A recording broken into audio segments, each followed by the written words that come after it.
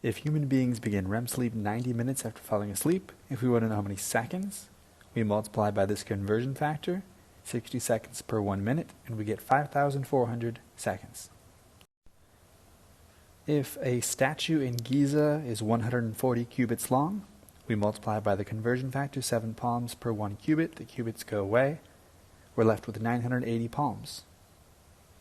Since we have 441,000 per 36 square miles, if we want to find the area or the population density of people per 1 square mile, we divide the top and the bottom by 36, and we have 12,250 people per 1 square mile.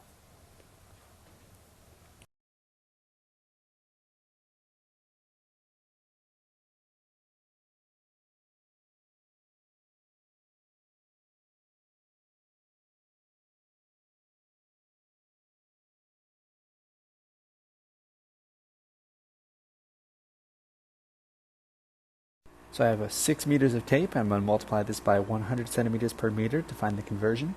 I'm going to multiply this by 1 package per 3 centimeters, or in other words, divide.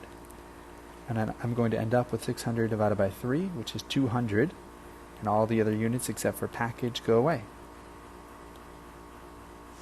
So I take 8 times 201, I get 1,608.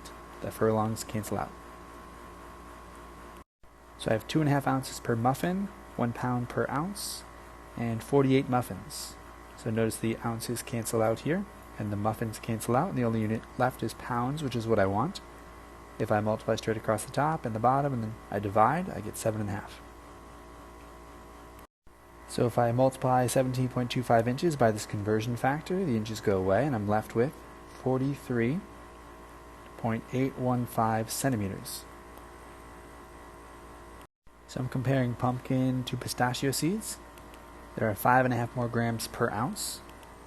So I'm going to directly subtract these two to find the difference and use that 5.5 grams per ounce and multiply that by 16 ounces per pound, and my final unit is grams per pound, which is what I want, 88. So we're going to take the average of these 5 types for calories, and that'll tell us the average for 1 ounce. It's 157.6. Then we're going to multiply this by 16 ounces per 1 pound. And that'll tell us the number of calories per pound, which is what we want. And it's closest to 2,500. So we have 960 feet. We're going to multiply that by 0.3048 meters per foot. We're left with meters, which is what we want. And it's right around 292, which is the closest to B. So I start with 500 gallons per tank, I multiply by 128 ounces per gallon, and then I multiply by bottle per 20 ounces. So gallons and ounces cancel out, and I'm left with bottles per tank, which is what I want. This answer is 3,200.